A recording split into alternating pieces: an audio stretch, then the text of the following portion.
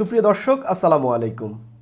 আগামী নির্বাচনকে কেন্দ্র করে বিএনপির সঙ্গে এনসিপির জোট হচ্ছে, এই আলাপটি গত ২-১ মাস ধরে বাংলাদেশের রাজনীতিতে ব্যাপক হয়েছে। বিএনপির কাছে এনসিপি ২০টি-৩০টি আসন চাচ্ছে, মন্ত্রিত্বও চাচ্ছে, এরকম খবর আমরা পত্রিকায় দেখেছি। কিন্তু যখন বিএনপি ২৭২টি আসনে তাদের প্রার্থী তালিকা চূড়ান্ত করেছে, যদিও বিএনপি বলছে এটা প্রাথমিক তালিকা, মাত্র খালি রেখেছে ২৮টি আসন। এই ২৮টি আসনের মধ্যে তাদের যে ১২ দলীয় জোট, তাদের যে যুগপথ সঙ্গী, তাদের কেউ কেউ এই ২৮টি আসনে নমিনেশন পাবেন। এর বাইরেও আরও কয়েকটি আসনে বিএনপি তাদের দলীয় প্রার্থী দেবে। অর্থাৎ এনসিপির জন্য এখন যে ফরমেশন বিএনপি দাঁড় করিয়েছে, বা এখন যে বিএনপির যে লাইন আপ, ৩০০ আসনের যে লাইন আপ, এর মধ্য দিয়ে এনসিপির কোনো জায়গা নেই। অর্থাৎ এনসিপির সঙ্গে বিএনপির যে জোট সংক্রান্ত যে আলাপ, সেটাকে ভেস্তে গেল। অন্তত এই আসনের যে ডিক্লারেশন বিএনপি দিল, এই ডিক্লারেশনের মধ্য দিয়ে এটাই স্পষ্ট যে এনসিপির জন্য বিএনপি আসলে কোনো জায়গা খালি রাখে নাই। যদিও রাজনীতিতে শেষ বলতে কিছু নাই।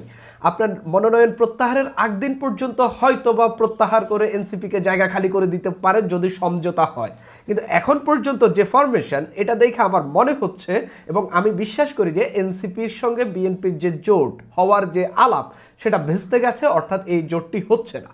এখন কথা হইল, এনসিপির সঙ্গে কেন বিএনপির জোট হচ্ছে না?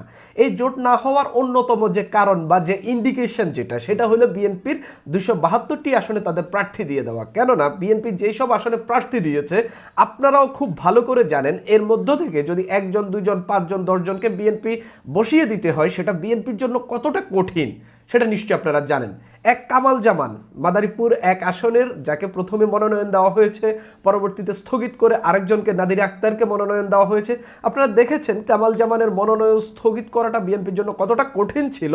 পাশাপাশি আরেকজনকে সেখানে মনোনয়ন দেওয়া বিএনপির জন্য খুবই কঠিন ছিল। স্টিল কামাল জামান আন্দোলন করতেছে। সেই জায়গা থেকে বলতেছি যে প্রার্থী ঘোষণা করে দিলে তাকে সরানো খুবই কঠিন, বিশেষ করে বিএনপির মতো দলের জন্য, যাদের প্রচুর পরিমাণে প্রতিটা আসনে ২-৩ জন, ৫ জন, ৭ জন, ১০ জন করে ক্যান্ডিডেট রয়েছে, অর্থাৎ এমপি প্রার্থী হওয়ার মতো প্রার্থীর নেতা রয়েছে। সেই জায়গায় তাদের জন্য খুবই কঠিন।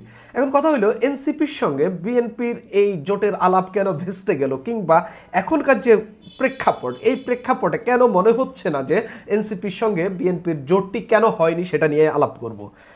সেটার প্রথম কারণ যেটা আমার কাছে মনে হয়, এটা আপনার পত্রিকার রিপোর্ট, কিছু কিছু সূত্রের খবর, বা হচ্ছে এই বিএনপির সঙ্গে সংশ্লিষ্টদের সঙ্গে কথা বলে যেটা আমি জানতে পারলাম, সেটা হইল আসন সমঝোতা। প্রথমত কারণ যেটা, এনসিপি চাচ্ছিল জোট না করতে বিএনপির সঙ্গে, এনসিপি চাচ্ছিল আসন সমঝোতা করতে, যে কিছু কিছু আসনে বিএনপি এনসিপির নেতাদেরকে ছাড় দেবে। অর্থাৎ এনসিপির শীর্ষ নেতা অন্তত ২০ জনের জন্য বিএনপি আসন খালি রাখবে। সেখানে বিএনপি এক ধরনের ডিক্লারেশন, মনোভাবে হোক প্রকাশ্যে হোক, ডিক্লারেশন দিবে যে এখানে আমরা এনসিপিকে সমর্থন দিলাম এবং বিএনপির ভোটে এনসিপির প্রার্থীরা জয়লাভ করে আসবে, এরকম। তবে সংখ্যাটা খুব কম না, সংখ্যাটা ২০-এর অধিক।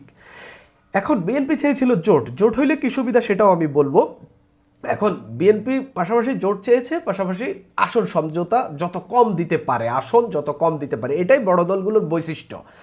পাশাপাশি এনসিপির নেতারা এমন কিছু আসন চেয়েছিল যেগুলো আসলে বিএনপির পক্ষে দেওয়াটা কিছুটা কঠিন, বিশেষ করে ঢাকার মধ্যে। এই জায়গায় আমি মনে করি যে একটা আলাপ ভেস্তে যাওয়া, বা হচ্ছে একটা আলাপ থেমে যাওয়ার মতো পরিস্থিতি এখানেও তৈরি হইতে পারে। দ্বিতীয়ত যে কারণ, ধরেন এনসিপি অভ্যুত্থানের মধ্য দিয়ে তৈরি হওয়া একটা দল, এবং ইয়াং লিডাররা এখানে পলিটিক্স করছেন, সেই জায়গা থেকে মোটামুটি প্রমিনেন্ট বেশ কয়েকজন নেতা রয়েছেন। তাদের ভোট কেমন রয়েছে সেটা বড় কথা না, বড় কথা হলো তাদের অনেকের ফেস ভ্যালু অনেক বেশি, এবং তাদের গত শেখ হাসিনার পতনের আন্দোলনের ওই সময় থেকে এখন পর্যন্ত তাদের পলিটিক্যাল অ্যাক্টিভিটিসও তারা খুব ভালোভাবে কানেক্টেড ছিলেন রাজনীতির অঙ্গনে। সেই জায়গা থেকে তাদের নাম সবাই জানে, তাদেরকে সবাই চেনে, তাদের মুখ সবার কাছে পরিচিত। সেই জায়গা থেকে বিএনপি এনসিপিকে ১৫ থেকে ২০টি আসনে ছাড় দিতে হইতো, কিংবা জোট করলেও তাদের জন্য ছেড়ে দিতে হইতো। এখন দেখেন, বিএনপির যে ১২ দলীয় জোট বা যুগপথ আন্দোলনের যে জোট সঙ্গীরা রয়েছেন, যেমন ধরেন যে নুরুল হক নুরুদ্দল, গণ অধিকার পরিষদ, যেমন ধরেন যে জমিয়তে উলামা, যেমন ধরেন যে ওল্ড এলডিপি, আন্দালিব রহমান পার্থর যে বাংলাদেশ জাতীয় পার্টি, তারপরে এনডিএম, এই দলগুলোকেও তো বিএনপি একটা নির্দিষ্ট সংখ্যক আসন ছাড় দিতে হতে পারে। এখন এনসিপিকে যদি 15 থেকে 20টির মতো আসন ছাড় দেয়, আর তাদের দলের জোটের প্রতিটা দলকে যদি বা যুগপৎ সঙ্গীদের প্রতি দলকে যদি 4-5টি করে আসন ছাড় দেয়, আমি হিসাব করে দেখলাম বিএনপিকে কমপক্ষে 60টির বেশি আসন ছাড় দিতে হবে।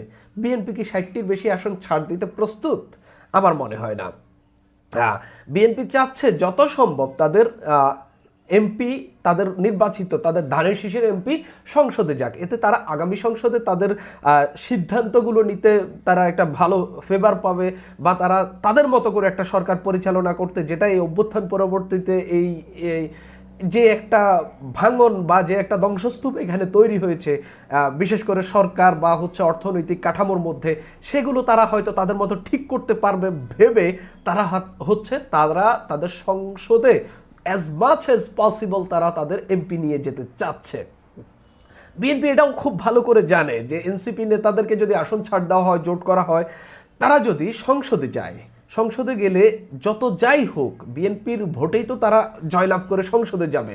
বিএনপির ভোট ছাড়া এনসিপির 5-7 জন জয় করা খুবই কঠিন, বিএনপি যদি আসন ছাড় না দেয় বা জোট না করে। এবং বিএনপি এটাও জানে যে হচ্ছে এই এনসিপির নেতারা সংসদে গিয়ে বিএনপির বিভিন্ন ইস্যুতে ভ্যাটু দেবে এবং বিএনপির বিরুদ্ধে কথা বলবে। এটা একদম বাস্তবতা। কেননা আপনি যখন আসন সমঝোতা করবেন, এনসিপির নেতারা সংসদে গিয়ে বলবে তারা তাদের ভোটেই জয়লাভ করে এসেছে, যতই বিএনপির ভোটে জয়লাভ করুক। কারণ আপনি তো জোট করেননি, জোট করলে তখন আপনার ওই জোট সঙ্গীকে আপনার ওন করতে হয়। যেমন গত কয়েক বছর ধরে, যেমন ধরেন যে বিএনপি তার যে জোট সঙ্গী অন্যান্য যে দলগুলো দেখেছি তাদেরকে ওন করেছে, বা তাদের যুগপৎ সঙ্গী কিংবা হচ্ছে 12 দলীয় জোটের যে দলগুলো ছিল সেগুলো দেখলাম যে বিএনপিকে ওন করতেছে, অর্থাৎ বিএনপির কোনো একটা সিদ্ধান্তকে তারা ওন করছে, বিএনপির কোনো একটা কথাকে তারা ক্যারি ফরওয়ার্ড করছে। সেই জায়গা থেকে যদি জোট না হয় এনসিপির সঙ্গে, যদি সমঝোতা হয়, সেক্ষেত্রে জোট আর সমঝোতা দুইটা ভিন্ন জিনিস। জোট হইলে আপনি ওন করতে হবে, সেই বাধ্যবাধকতা থাকে, কিন্তু যখন সমঝোতা করছেন তখন সে বাধ্যবাধকতা থাকে না। সেই জায়গা থেকে বিএনপি শুধুমাত্র যেখানে আপনাকে ওন করবে না, কিন্তু আপনি 15-20টি আসন ছাড় দিয়ে দিবেন, এটা বিএনপি চাচ্ছে না। আরেকটি বড় বিষয় হলো উচ্চকক্ষ। আপনি যদি বিএনপির এখনকার যে 272টি আসনে প্রার্থী দেখেন, মাত্র আমার হিসাব মতো 19টি আসনে তারা শরীরদেরকে ছাড় দিচ্ছে। সেই জায়গা থেকে কেন এত কম আসন ছাড় দিচ্ছে, কিংবা কেন এনসিপিকে নিলে আরও বেশি আসন ছাড় দিতে হইতো? কারণ হলো তারা উচ্চকক্ষে একটা ভোটের হিসাব আছে। যেমন ধরেন যে বিএনপি আসন ছাড় দিল, বিএনপি জোট করলো, এনসিপি নির্বাচন করলো, তো বিএনপির সঙ্গে জোট করে এনসিপির 10% ভোট পেয়ে গেল। আবার ধরেন যে বিএনপির সঙ্গে জোট করে বা বিএনপির সঙ্গে আসন সমঝোতা করে নুরুল হক নুরের দল 5% ভোট পেয়ে গেল, কারণ বিএনপি ধরেন নুরুল হক নুরের দলের জন্য 5টি আসন খালি রাখলো, কিংবা এনসিপির জন্য 15টি আসন খালি রাখলো। তো বিএনপির ওই আসনের ভোটগুলো তো এনসিপির কিংবা হচ্ছে নুরুল হক নুরের দলের জন্যই তো কাছেই তো যাবে, বা এলডিপির দিকেই তো যাবে। তো গেলে তারা এই ভোট দিয়ে একটা পার্সেন্টেজ দিয়ে বা যে নির্বাচিত এমপি দিয়ে যেভাবেই হোক তারা সেটা দিয়ে তো উচ্চকক্ষে একটা আসন পেয়ে যাবে। বিএনপি চাচ্ছে নিম্নকক্ষ এবং উচ্চকক্ষে অ্যাজ মাচ অ্যাজ পসিবল তাদের প্রতিনিধি যত সংখ্যক পারা যায় নিম্নকক্ষে তাদের প্রতিনিধি রাখতে, উচ্চকক্ষে তাদের প্রতিনিধি রাখতে। সেই জায়গা থেকে বিএনপি আসনের ক্ষেত্রে তেমন কোনো ছাড় কাউকে দিচ্ছে না। কেননা যখন নিম্নকক্ষে উচ্চকক্ষে আপনার প্রতিনিধির সঙ্গে অন্যান্য প্রতিনিধিদের, মানে আপনার অপোজিশন কিংবা হচ্ছে মানে আপনার দলের না, অন্য যারা আপনার সিদ্ধান্ত মানতে বাধ্য না কিংবা আপনাকে সমর্থন করতে বাধ্য না, এরকম লোকের সংখ্যা যখন আপনার সমান হয়ে যাবে, তখন হচ্ছে আপনি সিদ্ধান্ত নিতে, আপনি যে কোনো কিছু বাস্তবায়ন করতে, আপনার পলিসি মেকিংয়ের ক্ষেত্রে আপনার পথে বাধা হয়ে দাঁড়াইতে পারে, এবং হচ্ছে যেটা তাদেরকে আগামী সংসদকে স্ট্যাবল রাখার ক্ষেত্রে কিংবা হচ্ছে তারা তাদের সিদ্ধান্ত তাদের মতো সরকার পরিচালনা করতে কিছুটা বেগ পোহাতে হবে। সেই কারণে বিএনপি উচ্চকক্ষ নিম্নকক্ষ দুইটাতেই তাদের অ্যাজ মাচ অ্যাজ পসিবল তাদের প্রতিনিধি চাচ্ছে। 4 নাম্বার, জামাতকে থামানো। ধরেন বিএনপি 60টি আসনে ছাড় দিল, 60টি আসনে বিএনপি কোনো প্রার্থী দেয় নাই, তাহলে বলেন তো মানে ওই আসনে সর্বোচ্চ প্রার্থী কোন দলের থাকবে, মানে হেভিওয়েট প্রার্থী কোন দলের হয়ে যাবে? একবার আপনি যেই বলেন এনসিপি যেই দাঁড়াক, জামাতের প্রার্থী থাকবে ওইখানে সবচেয়ে হেভিওয়েট, অর্থাৎ জামাতের ওই আসনগুলোতে, ওই 60টি আসনে জামাতের প্রার্থী জয়লাভের চান্স 50% বেড়ে যাবে, কম করে হইলো 50% বেড়ে যাবে, যেহেতু বিএনপির প্রার্থী নেই।